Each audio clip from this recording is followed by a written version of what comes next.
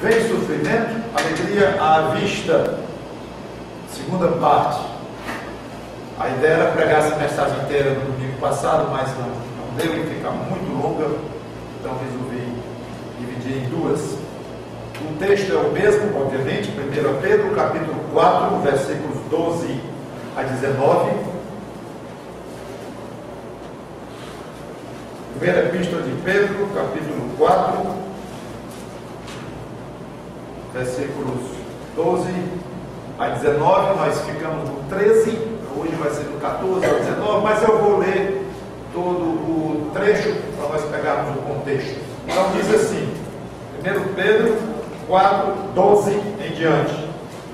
Amados, não estranheis o fogo ardente que surge no meio de vós, destinado a provar-vos, como se alguma coisa extraordinária vos estivesse acontecendo. Pelo contrário, alegrai-vos na medida em que sois co-participantes dos sofrimentos de Cristo, para que também na revelação de sua glória vos alegreis exultando. Até aqui nós fomos. Agora, continuando. Se pelo nome de Cristo sois injuriados, bem-aventurados sois, porque sobre vós repousa o Espírito da glória e de Deus. Não sofra, porém, nenhum de vós como assassino, ou ladrão, ou malfeitor, ou como quem se intromete em negócios de outrem, mas, se sofrer como cristão, não se envergonhe disso. Antes, glorifique a Deus com esse nome, porque a ocasião de começar o juízo pela casa de Deus é chegada. Ora, se primeiro vem por nós, qual será o fim daqueles que não obedecem ao Evangelho de Deus? E se é com dificuldade que o justo é salvo, onde vai comparecer o ímpio, sim, o pecador? Por isso também os que sofrem segundo a vontade de Deus, encomendem a sua alma ao fiel Criador na prática do bem. Vamos orar. Obrigado, Senhor Deus, pela Tua palavra, que deverá ser pregada agora. Obrigado pela pregação passada e por esta que se juntam agora num todo. Que possamos então expor o restante. Que Cristo seja glorificado, ó Pai, em tudo que vamos dizer. Nada mais é do que um desenvolvimento, uma explicação mais pormenorizada do que está escrito no texto, inspirado pelo Teu Espírito, escrito pelo apóstolo que foi pescador. Obrigado por esta parte da Tua palavra, que é muito útil a nós, especialmente quando estamos a sofrer por Cristo. É em nome dele que te pedimos e agradecemos. Amém.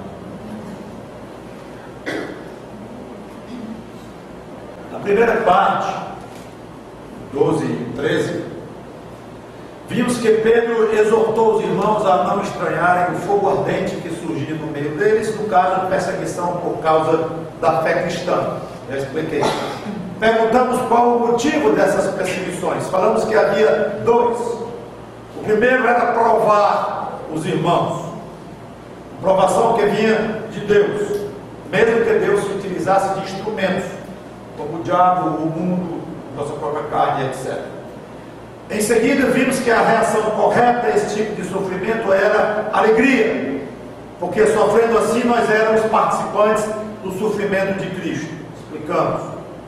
Terminamos comentando que o sofrimento aqui não era definitivo, pois um dia a glória de Cristo seria revelada e os crentes então iriam se alegrar intensamente, até terminando falando da redundância, para que vos alegreis exultando, alegreis se alegrando, ou exultando em exaltação, quase uma repetição de termos, em que Pedro mostra realmente um exagero de propósito, para significar uma intensa alegria que nos espera na revelação do Senhor Jesus Cristo.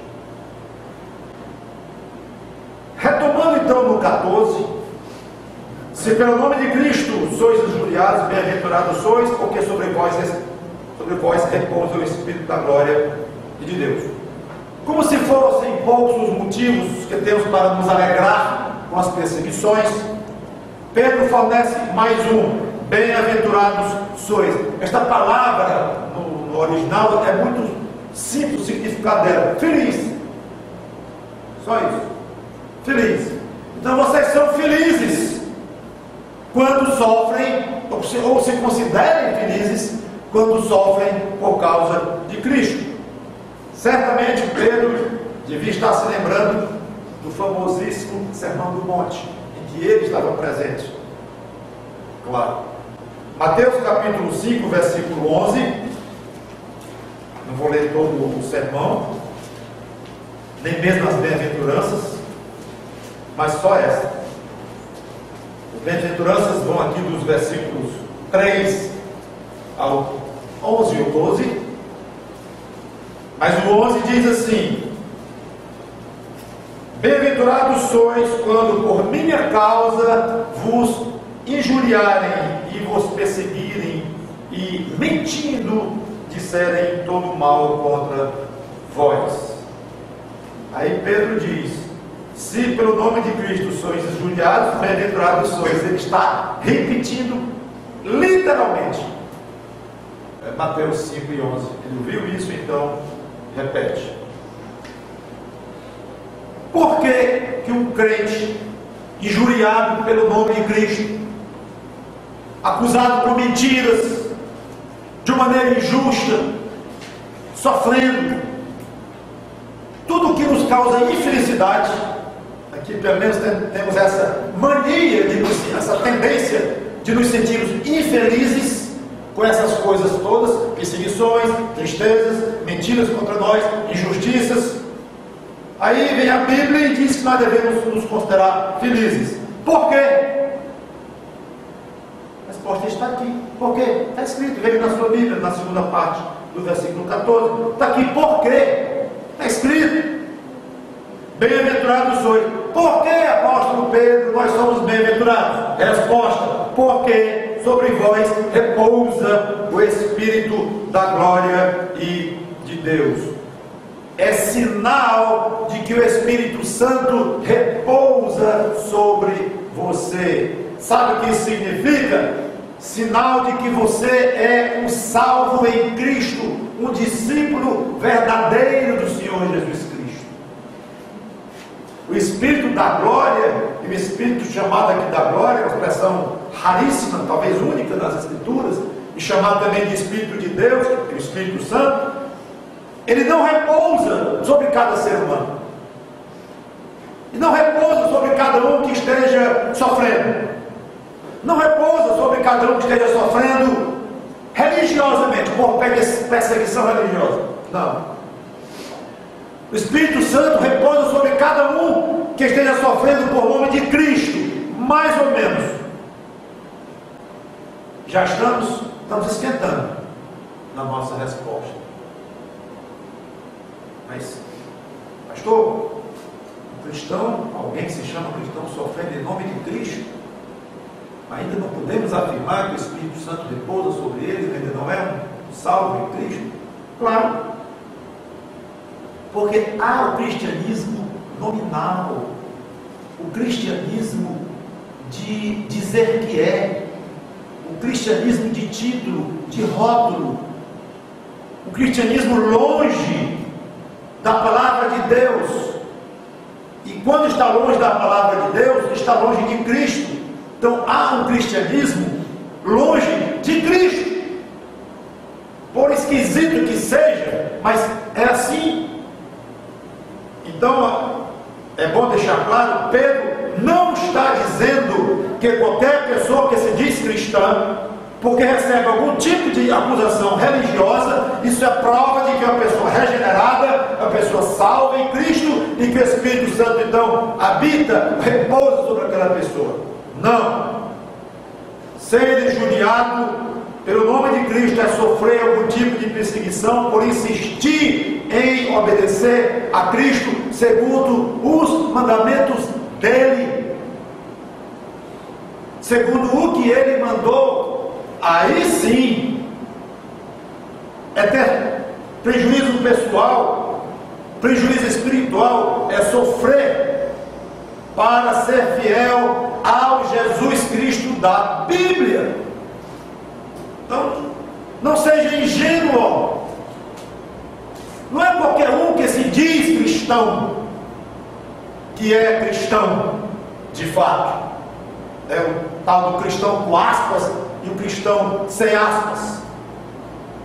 Milhões de cristãos deste mundo são cristãos com aspas, ou seja, não são, biblicamente falando. Então fica esse alerta para você não confundir o que Pedro está dizendo aqui. Agora, se você fez uma entrega a Cristo, sincera no seu coração, você procura seguir o Jesus Cristo da Bíblia, procura obedecer os mandamentos dele, provando assim que o ama, como ele mesmo diz: se amais, fazeis o que vos mando. Se não ama, não obedece, não tem nada a ver com ele. Mas se você de fato faz isto e é um discípulo de Cristo e sofre em nome de Cristo, isto é uma prova, é uma indicação de que o Espírito Santo está sobre você. Ele está supervisionando aquele processo de sofrimento, de perseguição do qual você está sendo vítima. A maneira de Pedro olhar, inspirado pelo Espírito Santo, é diferente da maneira como nós estamos acostumados a olhar, medindo pelos padrões daqui, medindo pelo que mede normalmente a nossa alegria, a nossa tristeza, a nossa sensação de felicidade ou de infelicidade. Eu acho que jamais passaria na sua cabeça: me dê um motivo para você ser feliz, me diga aí quando é que você se sente mais feliz. Acho muito improvável que qualquer um de nós dissesse assim: quando eu sou perseguido por ser discípulo de Cristo. Mas eu fico feliz, eu me esqueci a felicidade que eu senti 4 anos atrás, na situação tal e tal e tal, em que eu fui expulso de uma classe, ou eu fui rebaixado do imposto, ou sei lá o que, por uma injustiça. Mentiram contra mim, foram injustos, porque eu falei em Cristo e ficaram com raiva de mim e me perseguiram. Eu nunca esqueci, foi muito gostoso. Mas você perdeu o emprego, perdi mais a hora. Foi rebaixado. Fui, mas é quase como se o crente devesse dizer: e o que isso tem a ver com a outra? O que isso tem a ver com a minha vida com Cristo? A minha vida espiritual, a minha vida que olha para o alto? Gente, esse é o crente, esse é o cristão, com letras maiúsculas, é que vê as coisas desse jeito, vê, entende, curte, goza dessas coisas. Estranho isso, mas o sofrimento causa neles sensação real de alegria interna e de felicidade. A palavra está aqui, felicidade. Não tem outro, eu não sei, mas é uma palavra clássica no grego para expressar uma ideia de felicidade, esta que Pedro usou: feliz, não choroso, não murmurador, não se sentindo vítima de um Deus esquisito que faz com que os seus filhos sofram. Não é esse o ângulo pelo qual nós devemos olhar. Agora Pedro, cuidadosamente, ele entra no versículo 15. Ele não queria ser mal entendido com esse negócio de sofrimento em nome de Cristo, e ser feliz, se considerar como uma prova de que é crente, que o Espírito Santo está sobre ele e tal. Não sofra, porém, nenhum de vós como assassino, ladrão ou malfeitor, como quem se intromete em negócio de outro. Ele deu 4 características de atitudes erradas, obviamente não aprovadas em nada por Deus. Um assassino, um ladrão, um malfeitor, alguém que faz as coisas erradas, um mau elemento na sociedade. Interessante que aqui a gente considera até muito pequeno, perto de assassinato, de roubo, né? Alguém que se intromete em negócio de outro. Eu não vou comentar de um a um, mas eles olham, eu estou falando aqui, gente, é de sofrimento, porque você é crente.